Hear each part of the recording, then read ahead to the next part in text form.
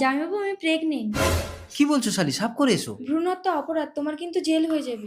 আচ্ছা ঠিক আছে, আমি তোমাকে বিয়ে করে নেবো। আমি তোমাকে বিয়ে করতে পারি, তাহলে দিদিকে পৃথিবী থেকে সরিয়ে দিতে হবে। না আর না হলে আমাকে মরতে হবে, আর আমি মরলে কিন্তু তোমার ফাঁসি হবে। টিকা, তুমি তোমার দিদার কাছে থাকো, আমি বাড়ি যাচ্ছি, কেমন? যাও মা, জানো দিদা মাসি না ভালো না, আমাকে শুধু মারি। তোর মাই তো তোর মাসিকে মাথায় তুলেছে। দিদি ভাই আয়, চলে আয়। হে না, জামাইবাবুর সাথে কি হচ্ছে এসব? আমাকে ক্ষমা করে দিও। লাগবে তো, কি করছো আবির? ছাড়ো। মরে গেছে। এবার তোমার দিদির স্মৃতি থেকে সিঁদুর নিয়ে আমি তোমার স্মৃতিতে পরিয়ে দেবো। মিনা, এই আমার মা সে তাড়াতাড়ি বডিটা খাটের তলায় ঢোকা। হে না, তোর দিদি কই রে? টিকা মামা করছে, আমাকে আবার আসতে হলো। কই মিনা তো এখনো বাড়ি আসেনি মা? এখনো আসেনি?